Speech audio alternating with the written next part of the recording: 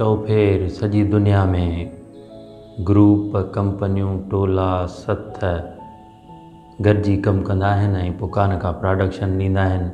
नंढियूं वॾियूं केतिरियूं ई कंपनियूं मैदान में आहिनि। बिल्कुलु ईअं ई ॿनीअ ॿारे खां वठी नंढे वॾे पोरे में माण्हू सथ जोड़ींदो आहे ऐं पोइ गॾिजी कमु कबो आहे। पर जेकॾहिं को माण्हू को फ़र्द पंहिंजे पाण खे मुकमिल सम्झी अकेले सिर कुझु कमु करे त पोइ उन जे कम में ऐब रहिजी वेंदा आहिनि। छाकाणि त जेकर हिकिड़े पोरे हिकिड़े कम खे ॾिसंदड़ 10 अखियूं हुजनि त उन जी बारीक बीनीअ सां ख़बर लहिबी आहे ऐं उन जा सभु ऐब में सारजी उन खे जेॾीमहिल मार्केट में वखरु आणिबो आहे त ॾाढो सुहिणो ऐं बेऐब हूंदो आहे।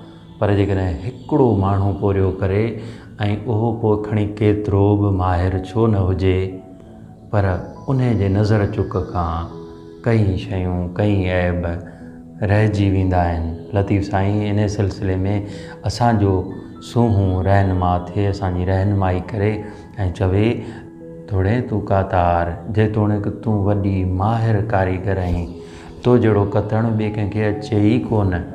पर जिम हेकली भेरीअ हेकली यानी निवेकली अकेली पंहिंजे सिर जेकॾहिं कंहिंखे साथ में न खणी, कंहिंसां ग्रुप न जोड़ी, कंहिंखे गॾु खणी न हली ऐं पंहिंजे सिर अथॉरिटी थी सभु कुझु पाण करणु लॻी वञी त पोइ ॾिठी का ॾुहार सराफ़ तुंहिंजे सुट में, त पोइ सराफ़ हू जेको सभिनी खे चकासे वेठो उहो तुंहिंजे सुट मां ऐब कढंदो, वीकूं कढंदी।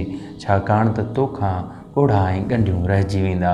उन करे तोखे खपे त साथ जोड़ी गॾिजी सॾिजी हिक ॿिए जे सथ सां कमु करी त जीअं तुंहिंजे पोरे में के ऐब के वीकूं न रहिजी वञनि। थोड़े तूं कातार जिम हेकली भेरीअ ॾिठी का ॾुहार सराफ़ तुंहिंजे सुट में।